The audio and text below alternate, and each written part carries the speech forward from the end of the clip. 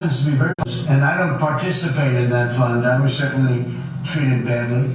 I don't participate, but I thought it would be very fair for people that spent years in prison, people that were treated so badly, for in many cases people that did absolutely nothing wrong. So I view that fund as a positive, and a lot of Republicans do too, not so many Democrats. From the sound of it, President Trump is not giving up on the nearly $1.8 billion fund that could be used to pay January 6 insurrectionists, the people who attacked the Capitol and police officers that day. We'll bring you expert legal analysis on the loopholes in the memos from Acting Attorney General Todd Blanche as he faces a vote today.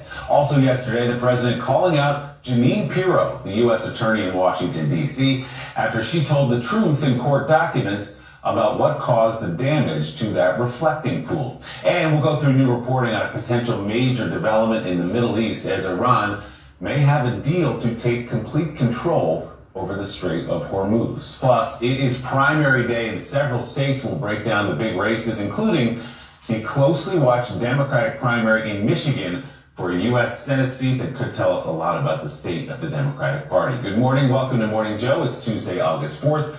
With me this morning, the co-host of our 8 a.m. hour, staff writer at The Atlantic, Jonathan Lemire, politics bureau chief and senior political columnist at Politico, Jonathan Martin, MS Now senior White House reporter Vaughn Hilliard, and MS Now senior legal reporter Lisa Rubin, with a lot to get through. So let's dive right in this morning. The Senate Judiciary Committee is set to vote on advancing Todd Blanche's nomination to become Attorney General on a permanent basis. It appears President Trump's former personal attorney now has the support he needs after he issued a pair of orders late Sunday night, rescinding the president's $1.776 billion so-called anti-weaponization fund. Blanche's order also clarified the president's settlement with the IRS for tax audit immunity for Trump and his family members, that it only applies to claims open at the time of the settlement and does not protect the president or his family from future tax filings.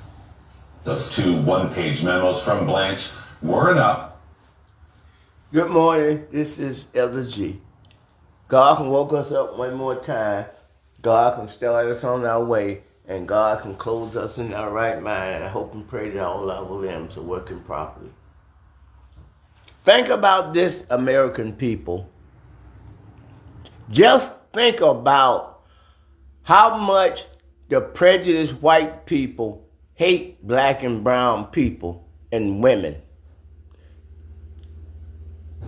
And they claim they love God and Jesus is their leader. America, think about this. You work for a bank. And people bring their money and they deposit their money in the bank for safety. Otherwise, they would have kept their money at home. But instead of the bank robber coming through the front door robbing the bank, the people that you pay that works in the bank that protect your money, they are the one that's taking your money and giving it to the robbers. Think about this now. The people that you pay to protect your money, that's why you put your money in the bank. But the people that you paying to protect your money is the very same people that's robbing you. The man may come in the bank with a gun or a note and rob you sometime and take a little money. But the man that you hired and the people that you hired to protect your money in the bank, they stealing billions and billions of dollars from you. And then you're going to give them a raise. You're going to give them a more important job because they robbed you. That's what President Trump has done. President Trump was hired, and President Trump is being protected by our Secret Service. He's riding around in bulletproof cars and bulletproof planes. He's got bomb shelters to go to. But we don't have none of that stuff. And he's just an employee. The employee is living like a king or a dictator, but the employer is barely paying their light bill. They barely paying their medical bill. While the employee, he's overlaying statues with $6 million worth of gold. He's refurbishing a reflection pool, and he has already spent over $16 million. He spent $61 million for a UFC fight on the White House ground for his birthday. Just think about the evil. And at the same time, he's doing all this lavish stuff, spending $45 million on his birthday parade, which he called in the 200th anniversary of the independence, 1776. He's hired a lawyer that works for him, Todd Blanche. He wants him to be the attorney general, but he's the same lawyer that defended him in all his criminal convictions. Think about this now.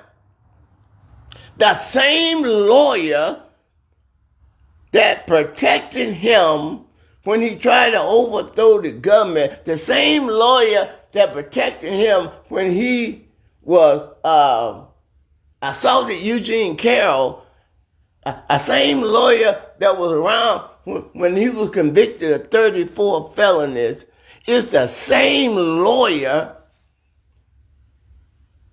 that went down to Ghislaine Maxwell's cell where she in jail for 20 years, where her and Jeffrey Epstein molested, trafficked, and ate kids as young as 9 years old.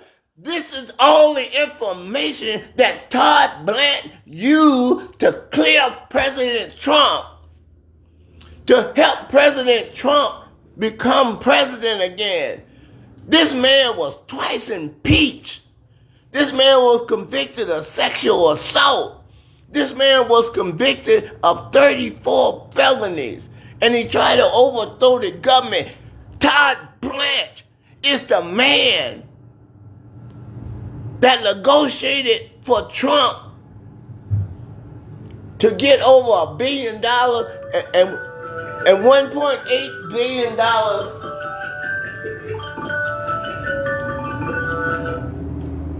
$1.8 billion for the very people that he pardoned on January 6th. President Trump is taking our money to pay the people that on January 6th tried to overthrow this very government. How evil can the American people be? It's just incredible. It is ungodly. I don't even think Satan would try to be this evil.